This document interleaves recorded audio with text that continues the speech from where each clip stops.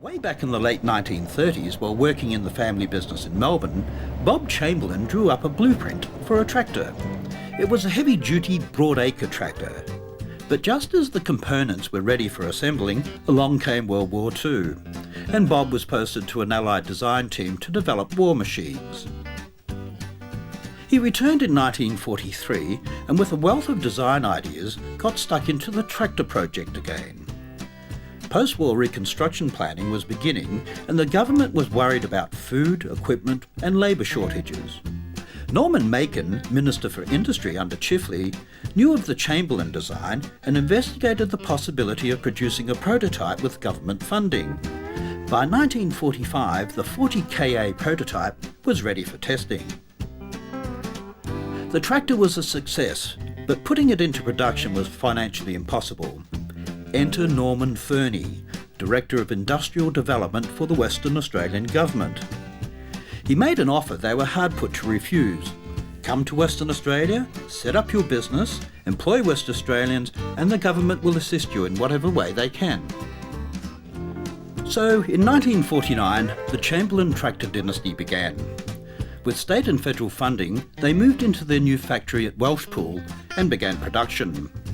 The 40 kA rolled off the assembly line.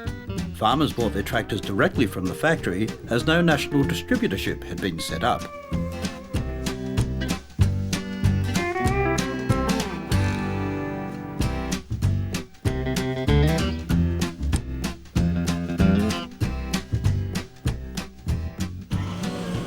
By 1952, disaster loomed. Government funding was reduced from 40 to 25%. On top of that, increased funds from the dollar loan boosted tractor imports. But with parts and supplies to keep on producing and a commitment to employ 2,000 West Australians, the Chamberlains continued to produce 60 tractors a week.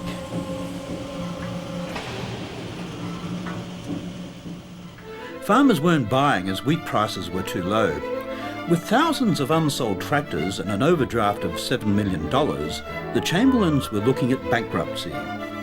When they had to lay off 500 staff, Bill Chamberlain sent an urgent telegram to Prime Minister Menzies asking him to halt the import of tractors. We have indisputable proof that our machine is acceptable by wheat farmers throughout Australia as the best machine for Australian conditions.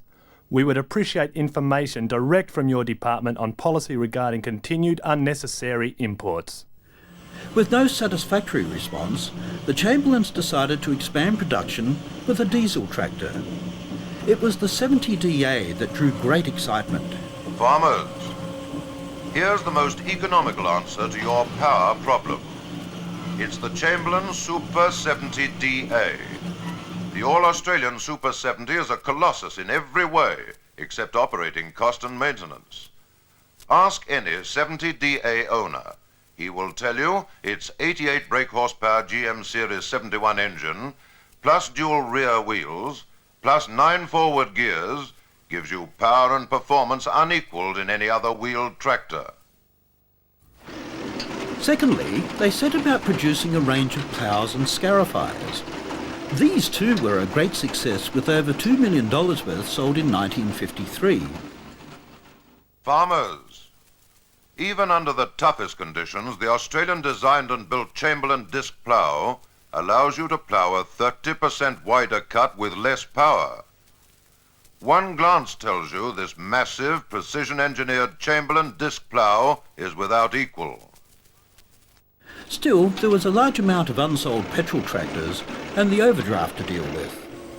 The last thing they needed was a change of government. And for all their troubles, that's just what the Chamberlains got. The West Australian government changed hands from Labor to Liberal. The new government had ideas to sell off the company and courted Massey Ferguson to the table. The deal fell through over lunch. To beef up the bank balance and justify their existence, the Chamberlain Champion, a 45 horsepower diesel, was developed. The Champion was piloted in the Redex trials and was known as Tail End Charlie. Sales of the tractor were good, but demand was for a 55 horsepower tractor, and so the 55 kA was launched in 1954. Later, a diesel version, the 55DA, was developed. But with too many problems, one of them a perceived lack of market, Bob Chamberlain directed it be withdrawn. However, during one of his absences, the 55DA went into production. Sales were non-existent until Bob offered a trade-in deal. Even then, they lost money.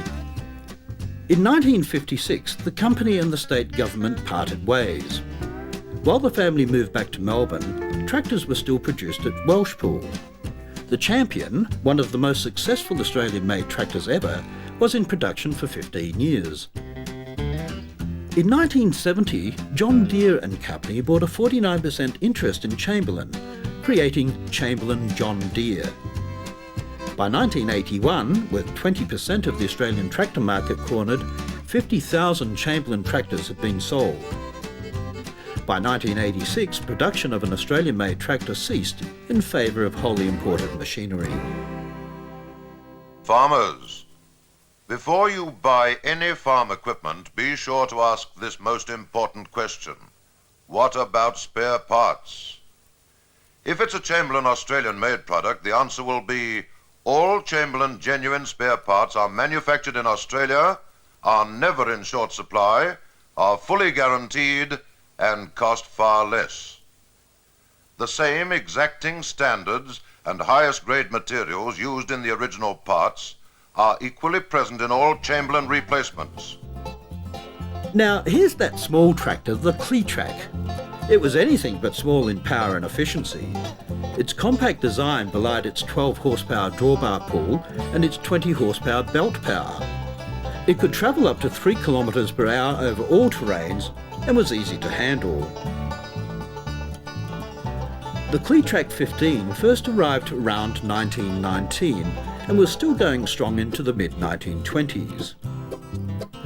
Ploughing trials at Trangie showed that the 15 was a lightfoot, exerting only 2 kilos per 2 square centimetres, less than a normal adult. The lightness and wide tracks meant it would be hard to capsize on steep grades. The tracks were made of wrought steel and all engine parts were totally dustproof as air taken in passed through a water filter system. The Cletrac was renowned for its low maintenance costs and long life. The Cletrac 40 diesel was no exception and demand exceeded production, so much so that release onto the Australian market was delayed until 1935. Agricultural competitions have been around for yonks and tractors never miss out. A tractor flat race is the first event. The drivers pick up flags, drop them in a drum, then skid back on 2 wheels to collect another flag or another fracture.